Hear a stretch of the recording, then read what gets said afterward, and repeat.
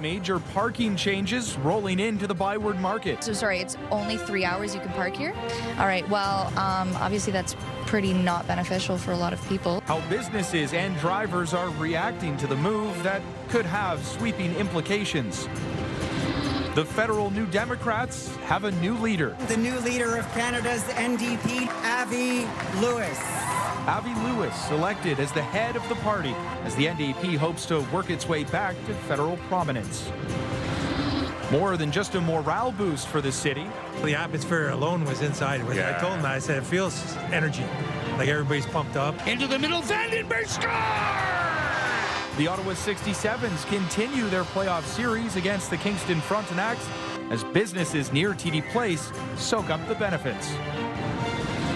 And tips for tax season. Getting a plan that works right for you in terms of taxes can save you thousands, if not tens of thousands of dollars. 1 month left to file your taxes. We share tips and tricks to keep in mind for this year and next.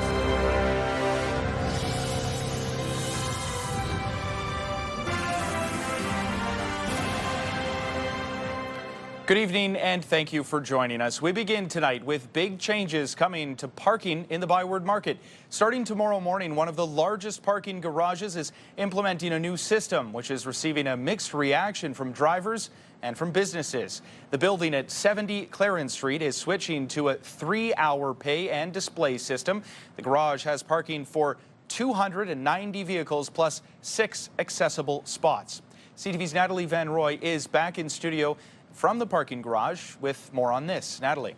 Austin, I spoke to a number of drivers today, and many weren't even aware of the change that is going into effect in less than 24 hours. And it's a city decision to encourage turnover, but drivers are worried about having to move their vehicle around and in some cases pay more. A lineup of vehicles waiting to enter the parking garage at 70 Clarence Street on Sunday. Many drivers unaware of the new 3-hour pay and display system starting Monday morning. That's terrible because I work at warehouse, and so sorry, it's only 3 hours you can park here? All right, well, obviously that's pretty not beneficial for a lot of people. Shoppers usually come for a longer time. If you want to do the walks around the gallery and the Kiwiki Point, 3 hours might not be enough. I don't think it's a good idea because sometimes it can take more than 1 hour, 3 hours. So I don't know why they decide, but that's not a good idea. On Monday, these gates will be gone. Replacing it, the new pay system where drivers will have to pay using a machine or app, with a max of 3 hours available between 8:30 a.m. and 7:30 p.m. It's part of a $200 million plan to revitalize the ByWard Market. We found that there were people who were parking there and weren't necessarily shopping in the ByWard. Either they were working at one of the government buildings or working at the Global Affairs building and walking. And so we want to encourage people who want to park in the market, shop in the market, stay in the market, and eat in the market.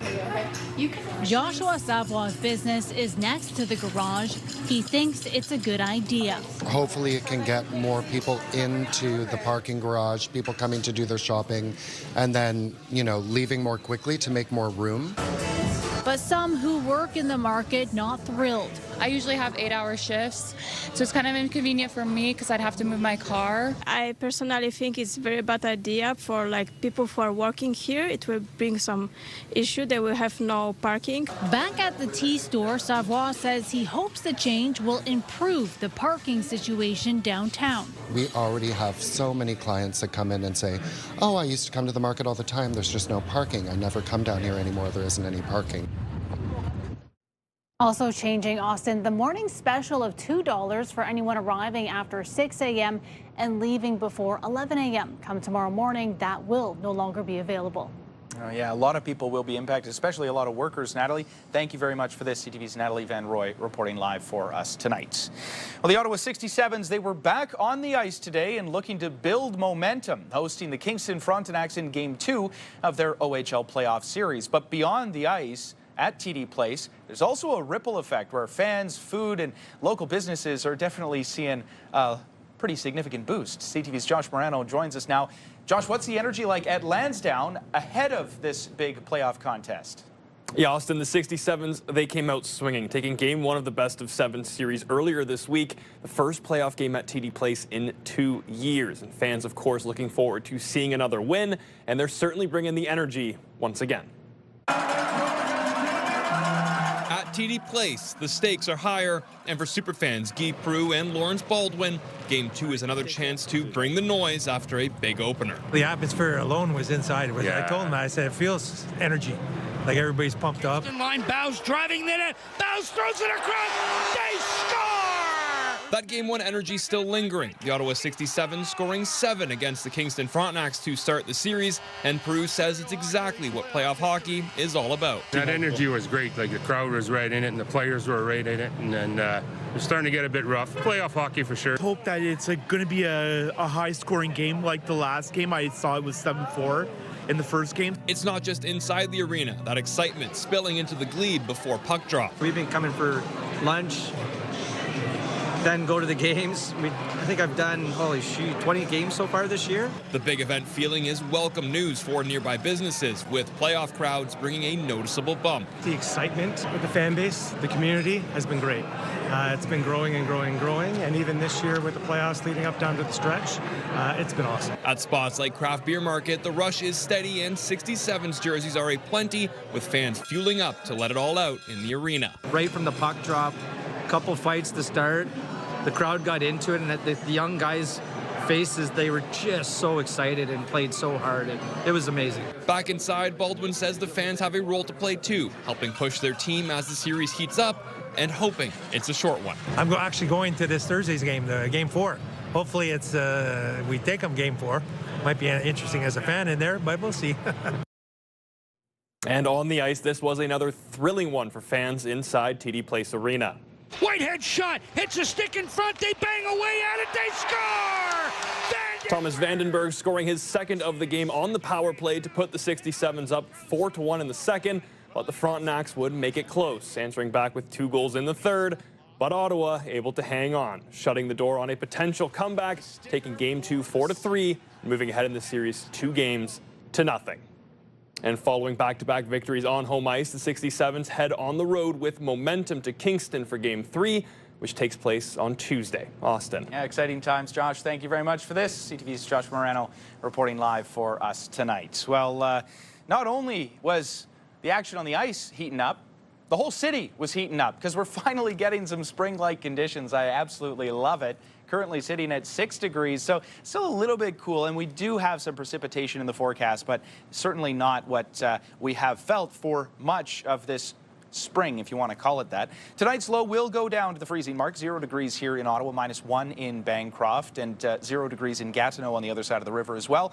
Cloud coverage for much of the region, and then warming up tomorrow to 15 degrees, mostly sunny conditions, and that will be the highlight of the week. 14 is the high tomorrow in Gatineau with more cloud coverage, but at least you're in the positive double digits across much of the region. Well, the federal NDP have chosen a new leader. Filmmaker and activist Avi Lewis won on the first ballot, beating out 4 other candidates in the race to replace Jagmeet Singh, who swiftly resigned after last year's disastrous election outcome. Lewis comes from a political dynasty with deep ties to the New Democratic movement in Canada, and as CTV's Rachel Aiello reports, his bold but contentious policy ideas have some party members excited and others apprehensive. Please welcome the new leader of Canada's NDP, le nouveau chef du NPD, Avi Lewis. Avi Lewis is the new leader of the federal NDP. A decisive victory. New Democrats elected Lewis on the first ballot with 56% of the vote. This is about all of us coming together to find our place and our power in the thrilling work of building a shared future.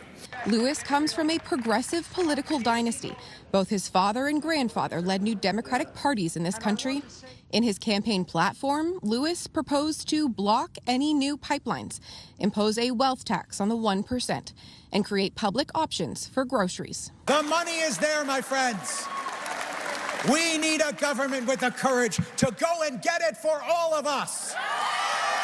His clear mandate to take the party further to the left, celebrated by many. NDP! NDP! Avi Lewis has such a clear vision for the NDP. I think he's going to do amazing as leader, and I'm so excited. We have hope for our future. Others express disappointment. I worry that some of his platforms are unattainable and people might lose faith in the party. He's got some good ideas, but he scares me a little bit. The militancy there, for me, it scares me. And now the real work begins. I think the rebuild is going to take all of us, and I'm really grateful that Avi sees that. Thank you, everyone.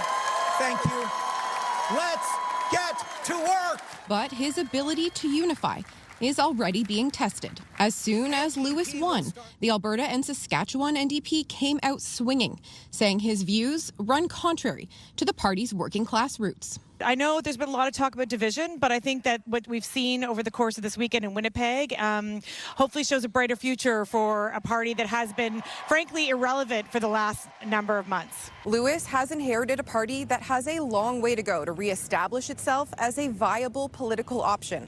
Those I spoke with today said inviting the 4 other candidates on stage was an important first step. Rachel Aiello, CTV News, Winnipeg.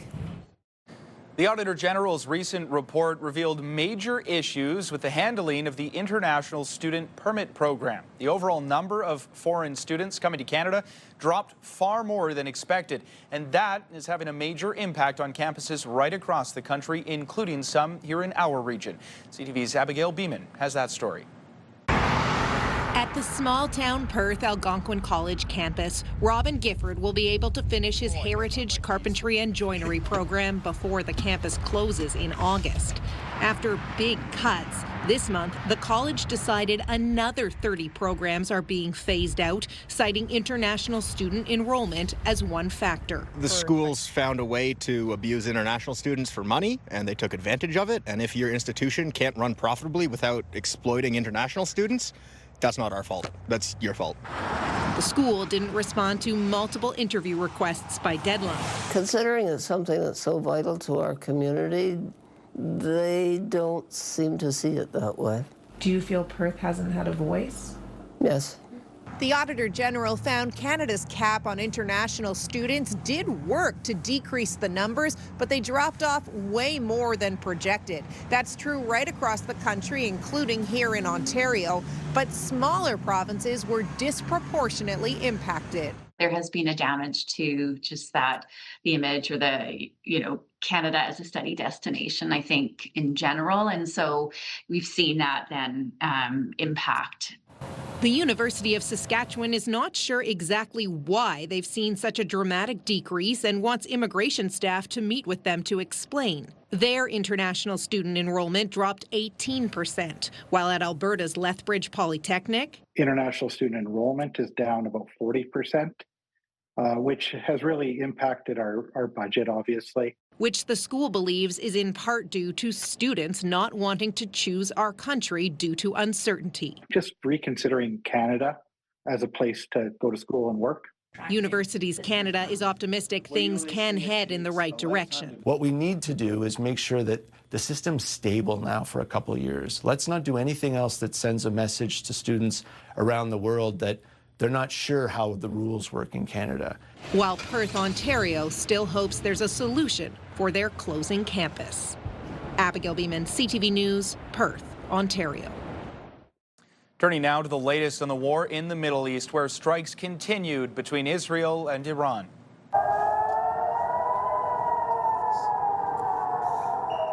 Strikes were launched between both sides overnight. Israel says it carried out a wave of attacks on Tehran Saturday, targeting what the military says was infrastructure belonging to Iran's government. This as Iran's president warns any attack on the country's infrastructure will trigger escalated retaliation against the U.S. and Israel. Iranian President Masoud Pezeshkian says economic and energy infrastructure centers have become targets despite statements from U.S. officials saying they would not be targeted. Pezeshkian says contradictory statements from Washington have intensified Iran's distrust. And the Pentagon is preparing for weeks of ground operations in Iran. That's according to the Washington Post, citing U.S. officials. The plans could involve raids by special operations and conventional infantry troops, according to the Post. But it remains unclear whether U.S. President Donald Trump would approve any of those plans. It looks clearly like there's going to be ground operations, at least on Karg Island. The important factor to keep in mind here is that ground operations are much more dangerous in this environment now. We haven't seen Western troops really engaged in a war since the emergence of drone warfare. Drone warfare makes them basically sitting targets that are easily hit and that it can hardly be defended against on scale. So there's going to be far more deaths of U.S. soldiers if they're actually deployed than there had been in the past due to these drone technologies. U.S. officials say a Navy ship carrying about 2,500 Marines has arrived in the region. The USS Tripoli is an amphibious assault ship based in Japan. The personnel on board were conducting exercises near Taiwan when they were ordered to deploy to the Middle East nearly 2 weeks ago. Officials say the ship is also carrying transport and fighter aircraft. Back here in Canada, the deadline to file your taxes is April 30th, and financial experts are encouraging people to avoid letting that deadline sneak up on you and to ensure that you don't leave any money on the table when you do file. CTV's Kimberly Johnson joins us now in studio with more on what you need to know. So, Kimberly, what are you hearing? Austin, experts say that organization is key. Be sure to have everything you can to claim the maximum benefits. But as the deadline approaches for this year, it's best to start getting everything lined up for next year, too. I track all of my expenditures and then I categorize them so I know exactly how much I'm spending in each. Having an interior renovations business means Jeremy Martin has to be organized, not only for his clients, but also for tax season. Just finishing up right here today, actually, and then I should be sending it off to my accountant, so shouldn't be too bad. First and foremost, every Canadian taxpayer is different. This tax accountant says that if you are scrambling to meet the deadline, there are some things to consider, like keeping every receipt you can, from charitable donations to eligible out-of-pocket medical and childcare expenses. For those filing together, know who the larger earner is. Typically, shifting the medical expense credits to the lower income spouse saves you the most money and is the most tax efficient. But he says donations can mean the opposite. Typically, shifting the donations to a registered Canadian charity to the higher income spouse gives you the best bang for your buck. So those type of shiftings and optimizations are really important to plan out. If you own a small business, track your work from home expenses because you may be able to deduct on a portion of your mortgage and utilities, and use this time of year to ensure you're on track for next year's tax season. Make sure your registered accounts are in order, like RRSP for retirement savings or a first home savings account so you can minimize your tax burden. Being organized all year can help avoid stress. Keeping a folder or some type of a binder or a drawer where you could just put everything in and kind of keep track of your receipts, keep track of what happened throughout the year. The deadline to file is April 30th. I have an accountant, so I keep everything. I have all the paperwork all ready to go. It's the only scramble is because I'm leaving on the 1st, and it's finding someone to do my taxes. I have one employer, so it's just the T4 and whatever basic contributions, but technology's helped a lot. And Nour says having a safe place to keep your receipts for a few years is a smart move because the CRA can come back and ask for proof on things you claim. So you'll want to continue to be organized. Austin. Good advice, Kimberly. CTV's Kimberly Johnson reporting live for us tonight. Thank you very much for this. Well, Ontario Provincial Police have arrested and charged a driver after a traffic stop in Clarence, Rockland because of an expired license plate, which led to the seizure of drugs. Police say 500 grams of cannabis, some hydromorphone pills and tablets, 4 grams of suspected crack cocaine and hash were found inside the vehicle. The driver was arrested and is now facing multiple charges. A couple of reminders now for people living in Ottawa. Tens of thousands of households in the city will soon have a new garbage collection day. The new curbside collection contract starts tomorrow. The collection day could change for about half of Ottawa's households. If your day changes, the new day will cover all your waste collection. That includes garbage, recycling, and organic items. And we do have more information on our website, ctvnewsottawa.ca. An early construction season beginning is already slowing traffic across Ottawa's key routes, including a major closure coming to Woodruff Avenue. As of Monday, Woodruff between Richmond and Deschênes will be fully closed until the fall. Other projects starting soon include new cycling infrastructure at Laurier and Elgin and continued work on Bank Street around Heron Road. It is Canadian music's biggest night of the year. The Juno Awards kick off tonight in Hamilton with live performances from Canadian artists such as the Arkells and R&B star Daniel Caesar.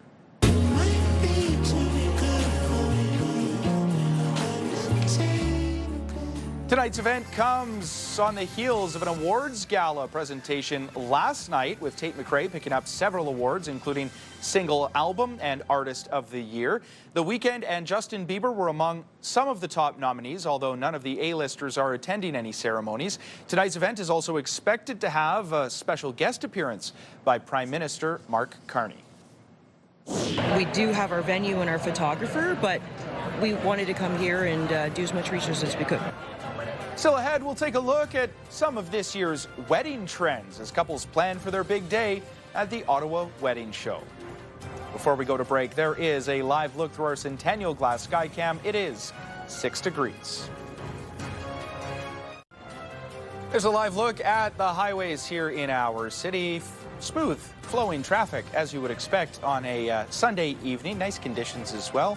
Great time to be out for a drive, and many people were driving today to the EY Centre because after the save the dates are sent, preparing to walk down the aisle is next for many couples attending the Spring Ottawa Wedding Show, which was taking place this weekend at the EY Centre, showcasing new trends and themes for the upcoming wedding season. CTV's Camille Wilson was there to check it all out.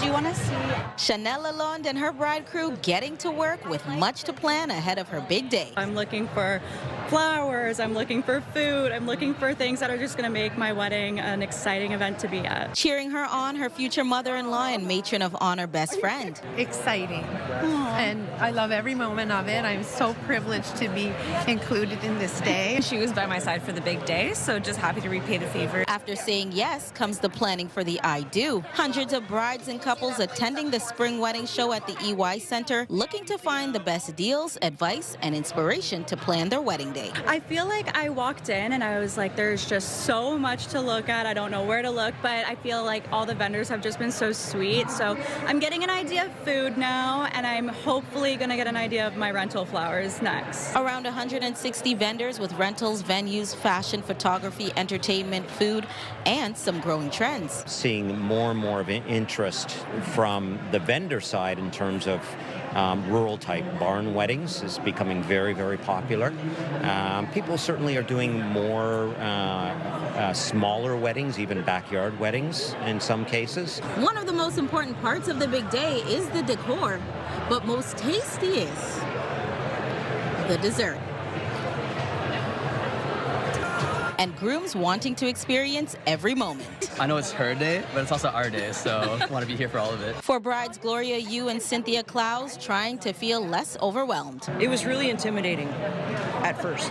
Like, I'm no joke. I'm not a girly girl, you know, but coming here and everybody's so kind and just so open and honest. We even tried on our first wedding dresses for the first time. And for Lalonde, she might have hit the jackpot with her fiance being one of a triplet, but she's really feeling lucky with landing this bride crew. I'm just so grateful I have the best support system around me. I couldn't do it without them here. I feel like it's going to be successful today. Camille Wilson, CTV News.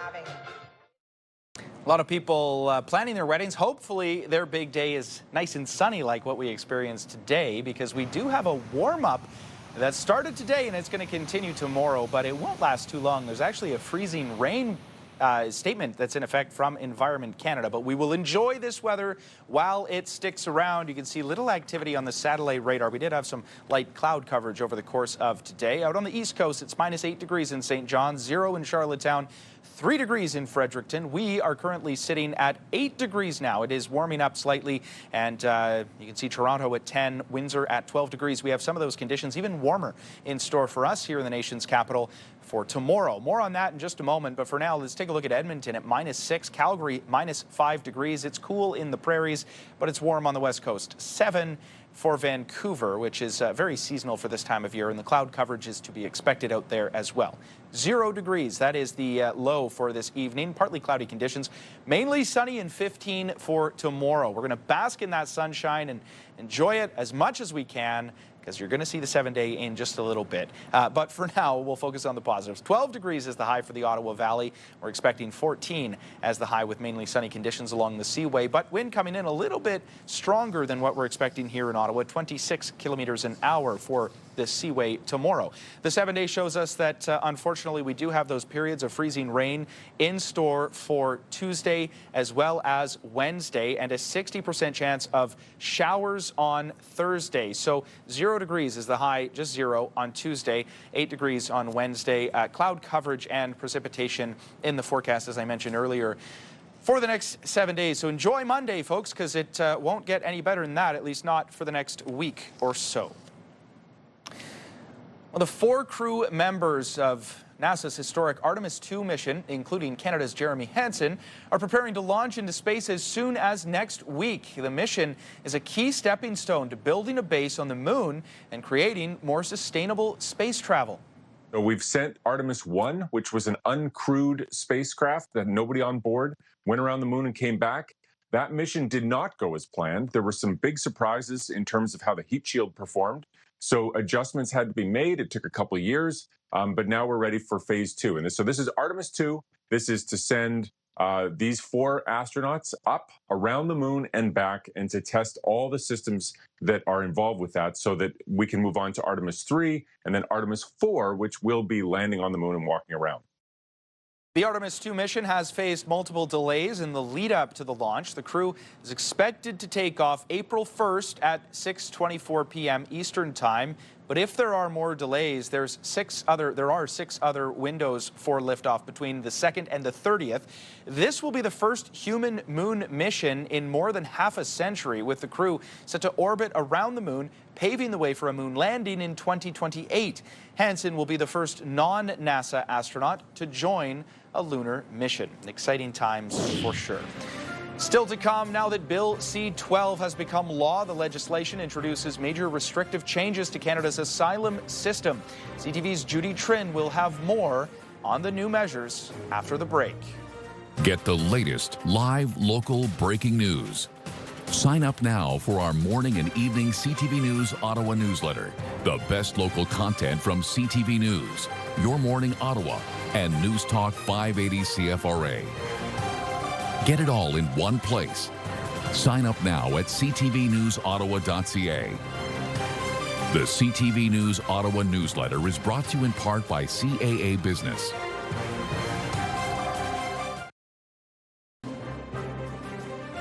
Gas prices across Ottawa have jumped once again. Today, gas is going for over $1.70 a litre at most stations here in Ottawa. The cheapest gas in the city is found at Costco. That's no surprise, at around $1.65 a litre. But the average in the capital, as you're seeing on your screen, is around $1.74.9 to $1.77.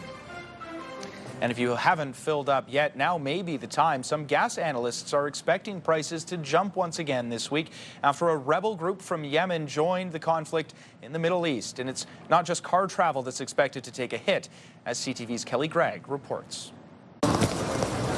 At Trudeau Airport, travelers are walking a fine line between spending time on vacation and spending on tickets. This can be expensive, we realize that, but a person's got to do what a person's got to do, right? You want to get somewhere, you got to go. The escalation of attacks around vital shipping channels in the Strait of Hormuz comes with a rise in the cost of gas and jet fuel. You had, 40, 50 cent increases in liters. Gas for automobile, the price of aviation fuel has doubled. On certain tickets, Porter Airlines has already put in a fuel surcharge of $40. Telling CTV, fuel represents the highest cost of airline operations, and the charge is, quote, expected to be temporary. They always have a habit of kind of rolling into the regular fare somehow, some way.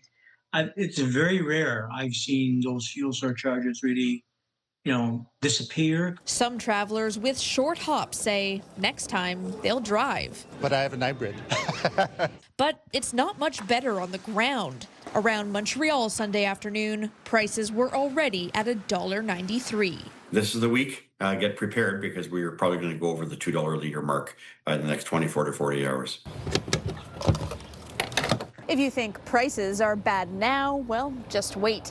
On April 15th, stations across Canada will switch from a winter to a summer blend, which means it'll cost even more. As the components used in the summer blend are a little bit more sophisticated, more costly. So for $2 next week, in 2 weeks, we get $2.10 if nothing else changes. After Porter's fuel surcharge, Dan McTagg expects other Canadian carriers to follow suit. He says the best time to book your summer vacation was 2 months ago. And if you didn't, Staying at home or hitchhiking seems to be the best option as we head into summer 2026. your best travel advice might be to get a new pair of shoes. Kelly Gregg, CTV News. Immigration advocates say they will continue to fight Bill C-12, which has now become law. The so-called Strengthening Canada's Immigration System and Borders Act was passed in Parliament this past week, but critics say it gives unchecked powers to the government. CTV senior correspondent Judy Trin takes a look at the sweeping bill and who will be impacted. Bill C-12 is now law, an election promise by Mark Carney's government being carried out. To be able to stabilize our immigration, Mr. Speaker. And that's, in essence, what Bill C-12 does. But critics say the legislation is dangerous, that it puts the rights of refugees and migrants at risk. It takes rights away from people who are seeking protection and it hands more unchecked power to the government. Under the Strengthening Canada's Immigration System and Border Act, people fleeing persecution and danger will have 1 year to file for asylum or face deportation. Advocates say it's unreasonable. Our experience of our frontline members is that it always takes more than a year for someone to feel safe enough to know that they can make a claim, for example, if they're a woman fleeing domestic violence, or for an LGBTQ person. The law could impact between 20 to 40,000 asylum seekers who arrived after June 2020 who have yet to file a claim. There is no definition of what the public interest is, and we know historically that how that gets defined can be very politically motivated. Immigration is often a flashpoint. Advocates are concerned the government's new power will lead to the mass cancellation of applications by people applying for study or work permits or refugee status. These orders used to exist in the 1930s in Canadian immigration policy and were used, for example, to strip Japanese Canadians of their citizenship during World War II, or to turn away the MS St. Louis, which was carrying Jews fleeing persecution from Nazi Germany. Immigration advocates say this new law may contravene UN protections for refugees and migrants and could lead to more challenges in federal court. Judy Trin, CTV News, Ottawa. Turning now to some of the other stories that you need to know. People in Kanata gathered once again today in opposition to the redevelopment of the Kanata Lakes Golf Course. Over 100 residents lined the streets to once again push back against this contentious plan. The property had been the center of a legal battle for years, even reaching the Supreme Court of Canada, which declined to hear an appeal last September, effectively paving the way for the redevelopment to move forward. Residents continue to cite concerns about the green space being ripped up, the presence of mercury on the property, and the risk of flooding.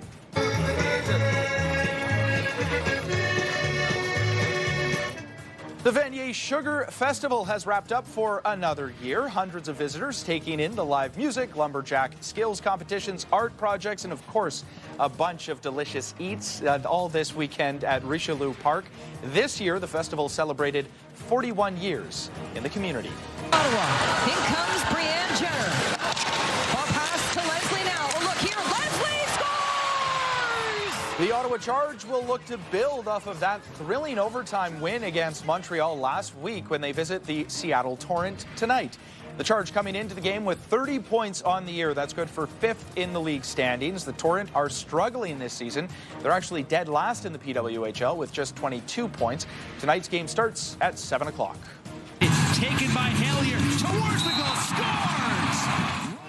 The Ottawa Black Bears are still in the hunt for a playoff spot. They hosted the Georgia Swarm at the Canadian Tire Centre last night. Rob Hellier with the hat trick, but it was too little too late for the Bears. They dropped this one 12-7 to the Swarm.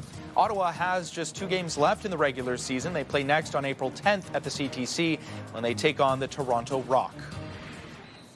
It's just sad. It is. I've never seen it like this, so empty. We got to cut back on a lot of stuff just to make sure everybody gets something.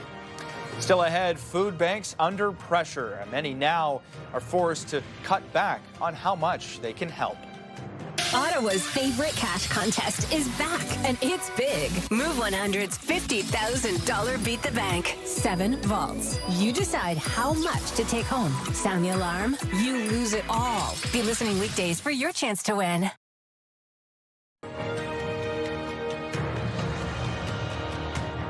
In case you missed it this week, after a blustery winter with dozens of freeze-thaw cycles, potholes are once again popping up while crews work non-stop to fill them. And the city has 2 secret weapons that are slithering through the streets, quickly patching up problems.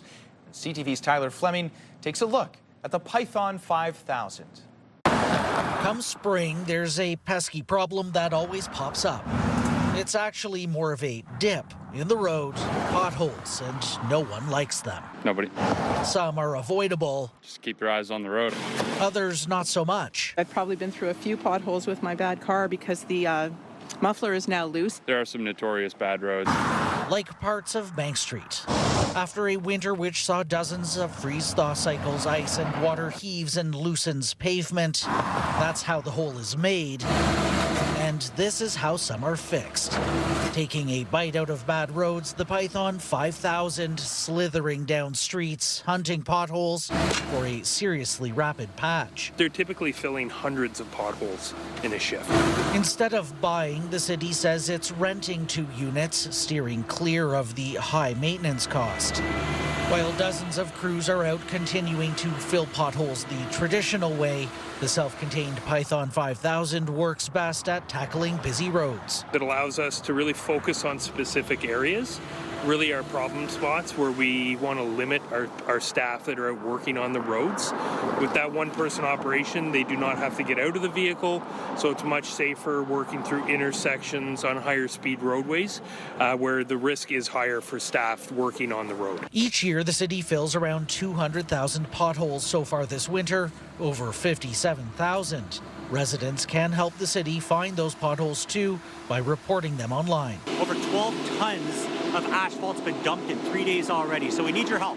Tell us where the potholes are. Let's get them filled up. The Pythons and plenty of crews will be out all season picking off potholes one by one, helping to make for a smoother ride. The city is always working hard, so I'm not one to blame. It's the situation in Ottawa, right? Tyler Fleming, CTV News.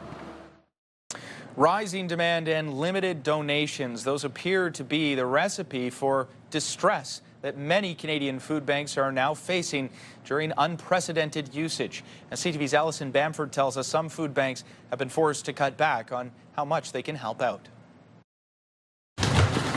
Not too long ago, Darla Pridgeon was in the same position as the people she helps now. I couldn't afford it. I couldn't afford the food. Over the last year, she's volunteered at the Moose Jaw Food Bank, seeing firsthand how hard it is to feed everyone who's hungry. It's just sad. It is. I've never seen it like this, so empty. We got to cut back on a lot of stuff just to make sure everybody gets something. Visits to the Moose Jaw Food Bank have surged 150% over the last 4 years. In April, the organization says it will be forced to scale back its services, limiting households to just 1 visit a month instead of 2, and reducing the amount of food handed out. Our resources aren't keeping up with the demand. Demand for food banks is skyrocketing across the country, driven by inflation and high costs of living. Last year, more than half of Canada's food banks were forced to reduce hamper portions, and nearly a quarter ran out of food before meeting the needs of visitors. There's no area that's immune to this. Since the pandemic, food banks in BC have seen record demand every year. A decrease in food and cash donations means they have to do more with less. The question around sustainability and how long we can keep doing this is coming up more frequently. The Moose Jaw Food Bank says an increase in donations alone likely won't dig them out of the hole. But many organizations believe government intervention would help reverse the persistent problems forcing people to access food banks in the first place. Allison Bamford, CTV News, Saskatoon. Still to come, how the rising cost of chocolate could put a damper on how you fill your Easter baskets this year. Far side pass, and it's an early shot. He scores!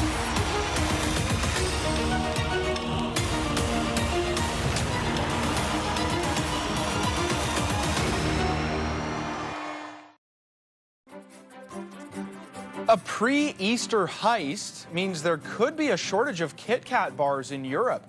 The company says a shipment of the chocolate bars, weighing around 12 tons, has gone missing. It's roughly 414,000 Kit Kat bars. Nestle says it's not clear what happened, but a truck traveling from Italy to Poland with the goods never arrived. They say the barcodes on the stolen Kit Kats are traceable and will alert the company if they're ever scanned.